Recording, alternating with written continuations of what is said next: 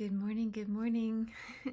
We have taken off a couple of days from our tarot studies, but today we are diving back in and we're starting a new card. The Empress. Isn't she gorgeous? And there's some that say they look at her and they picture her being pregnant. I don't see it, honestly, because I mean, if you see the lines, they're going down. They're not going whoa whoa. But you could if it fits what you're seeking in that moment. Um, but all about fertility and harvest and what a perfect card that has fallen into this month. I really think they started us on this tarot study and going in this order very strategically. It's like they knew, surprise, surprise, they knew what they were doing. But here she is again. This is the original Rider Waite card, and on the other days we will keep adding in another card.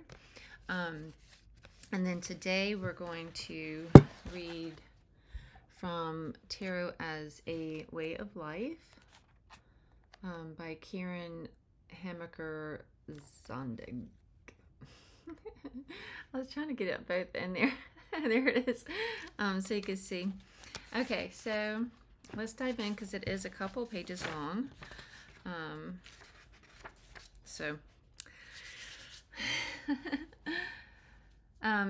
Also this month in our free Facebook group, if you want to join there, we are diving into connecting, which is also very fitting with her. I think it just you may not picture it, but I see it. You may not see it, but I see it.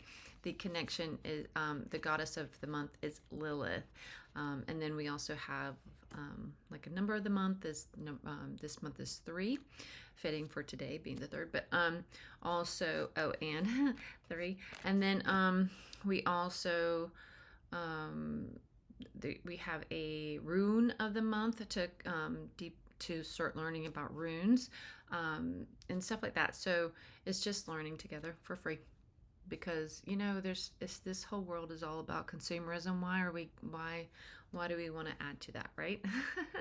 So this is all about this whole, right now in the group and in my life, it's about self-initiation. And so if you wanted to do your own self-initiation but with others, then you're more than welcome to join us. Okay. The Empress, card 3. So in review, just because we're memorizing these, right? The Fool is 0. It's actually the first card in there. So the Fool card is 0. Then you have the Magician card, 1. Last month was the High Priestess, card 2. Now we're into the 3rd card, card 3, the Empress. And these are all part of the what? The Major Arcana. Okay. So the Empress, card 3. And Arcana, Major Arcana. It's like mystery, like what is, like remains to be seen kind of thing. Okay. When the activity and love of action of the Magician can go hand in hand with the internalization of the High Priestess, and both are free to be themselves, we see that creative capacities in the form of gifts and talents are born. They force themselves on our attention and ask to be developed for their own sakes and for the wholeness of the psyche, but not for the sake of respect or money. This upsurge of creativity is depicted by the Empress. Her card indicates that you may surrender completely to the life that streams through you, and that it is important to provide your creative outlet. So let's read that one again. And we have done this card before, I'm assuming, because I have this highlighted. The upsurge of creativity is depicted by the Empress. Her card indicates that you may surrender completely to the life that streams through you, and that it is important to provide your creativity with an outlet. And that could be anything. You may be like, I'm not creative. Girl, you are so creative. You can be creative with cooking. You could be creative with writing, or even like doing readings is a form of creativity, right? Because you're tapping in. And or just like painting, like decorating, that kind of thing. Like, I mean, you can be you are creative. You are creative. Okay.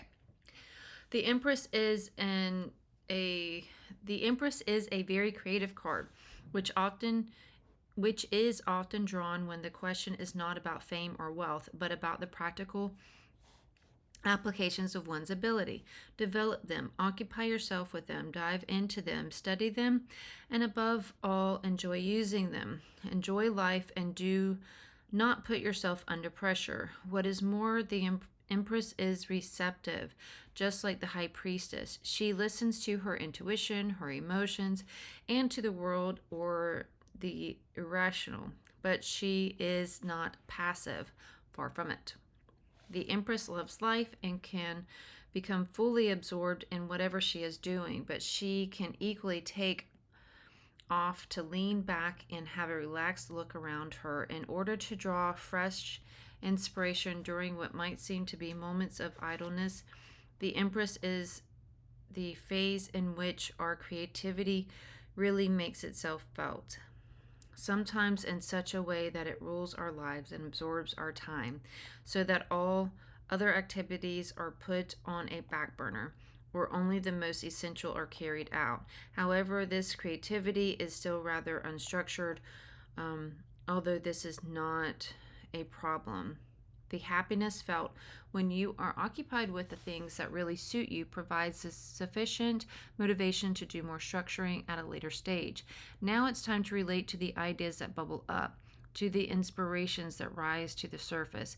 The Empress enters into them with heart and soul without asking herself where they are leading, or to put it more bluntly, if they are actually leading anywhere. The Empress, like the High Priestess, is a yin card, therefore expresses the feminine energy of the cosmos. However, it is a big mistake to see yin as nothing but passivity. That is only one aspect of yin. Yin and yang invariably stand in relative association to one another, in contrast to the purposefulness and directness of the activity of yang. Yin is more passive and more receptive, but yin is active in her own fashion. She is not directed but inspired.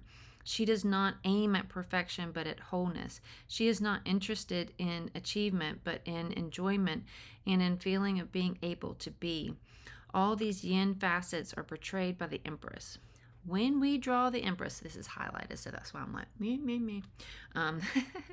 When we draw the Empress, the time has come for change and renewal, in the sense that it is the right moment to dare to come out with our ideas, plans, and insights. Certainly, our involvement with them and our enthusiasm for them will be quite contagious. The Empress also signals a period of emotional fulfillment, a time when we can enjoy life. The obligations and burdens of everyday life fade in the light of the pleasure given us by our creativity. If you don't change at this stage, the energy turns against itself. The danger arises that all you will want to do is enjoy yourself, and you will not have that feeling of fulfillment that it accompanies working at what suits you best. You will lose sight of those things that come from within. The pursuit of pleasure and fun and the restless search for fulfillment can result in losing oneself in greed, sexual excess, and the like. In this way, real joy will recede further and further, and life will grow hard. In other cases, I have seen the opposite occur when the Empress becomes stagnant, namely an attitude in which all pleasure and enjoyment is rejected, and the joy of living is regarded as sinful, or because the false guilt feelings is not permitted. If this attitude becomes more extreme, inner creativity cannot flow freely, and the energy builds up in the unconscious.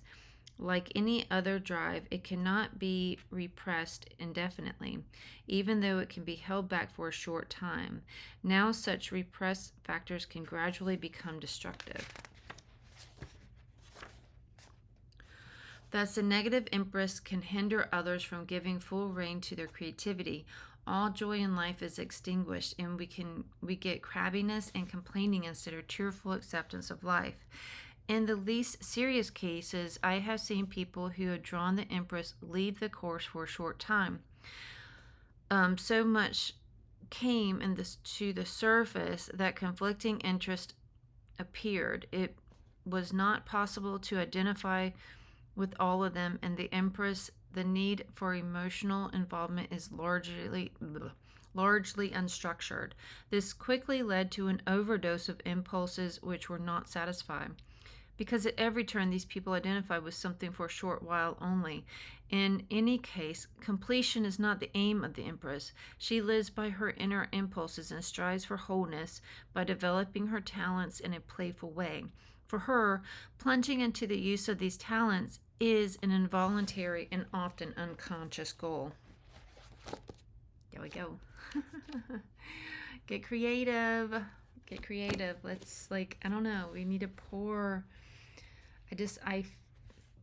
Sometimes I feel it more than other times, but there's always this pool of pouring yourself into something, no matter what it is,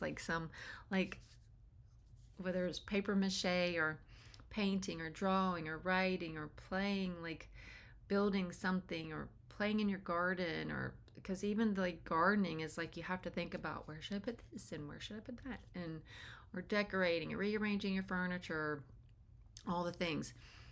It all takes creativity, so don't discount what you're doing. You're creative. See you tomorrow.